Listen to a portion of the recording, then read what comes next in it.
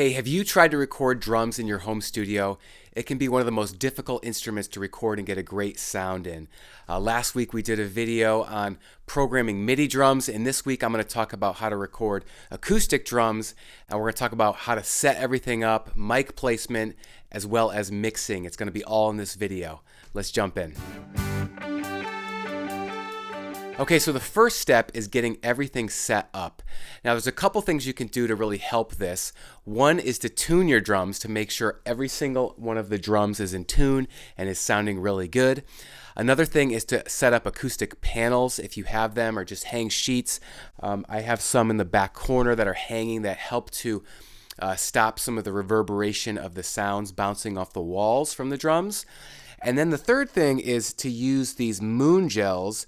And these are a lifesaver in terms of getting the ringing out of the drum. So you simply just place these right on the toms, right on the top of the tom, about an inch from the top, just so you're not going to hit it.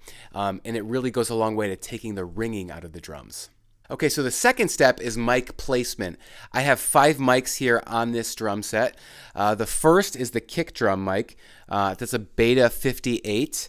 By Shure, and what I've done here is I cut a hole in the bass drum, and then I try to bring the kick drum mic all the way, or as far as I can, towards the beater. And what that does is it gives a little bit more attack sound on the beater. If I have it too far out, it gets more of a woofy sound from the bass drum itself.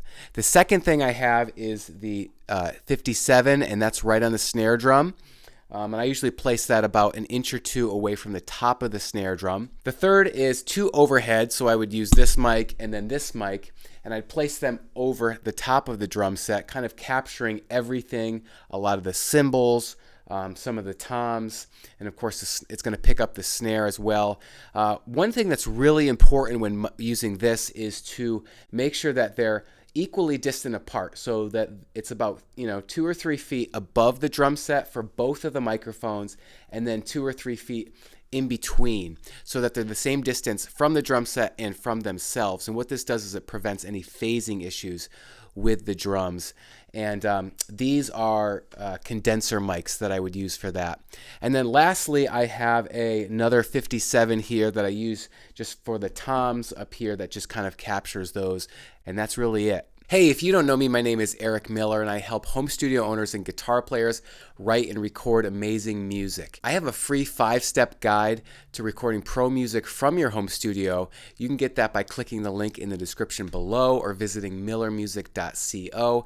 It will help you from everything from setting up your studio to getting some great tones. Let's get back to the video. Okay, so here we are inside of Studio One. This is a session we did the other day. And the first thing that we did was to create all the tracks, obviously for the individual drums we had just talked about, and label them correctly. Then I made them all red and then put them into this folder, which is kind of handy, that it unpacks them and packs them, so it's just visually easier to see. All right, let's give it a listen so you can hear what the drums sound like.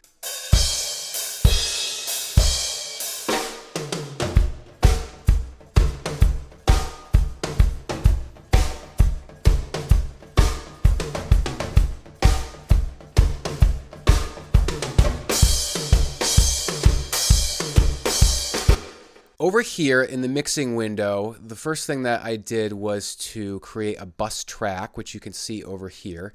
And this is where all of the effects are routed to. So let's listen to, and there's no effects on the channels themselves except for the kick drum. So I separated out the kick drum because I didn't want to put reverb onto the kick. So it has its own, just the fat channel. That's all it has on that. And then the rest of them are routed to this. So let's give it a listen with and without effects, just to see what it sounds like. Here is with effects, and then without effects. It's pretty drastic. With, without. You can hear that the effects generally brighten the sound, give it a little bit more clarity and width to the sound. And let me show you what I did with that. The first in the chain is the fat channel. And the fat channel, I just have a little bit of compression on, and that is more for color really than for doing any actual compression. If you can, let's listen to that. This is just no fat channel, and then with the fat channel. So you can, I don't know, it just kind of sparkles a little bit with the fat channel. I like it. The second is the just regular old compressor from Studio One, without, and then with. That's just to smooth out the sound a little bit. I didn't add that much compression, but just to make sure it's smoother. Next is delay. Now, you don't want a ton of delay with drums, but I feel like it adds a little bit of warmth. Let's listen to it with and then without. This is with, without, and then back with again. And then next in the chain is the room reverb. That's without any effects. And then back with the room reverb. And then finally in the chain is the Pro EQ, and all here I did was just to roll off a little bit of the low end, especially with the reverb and the delay.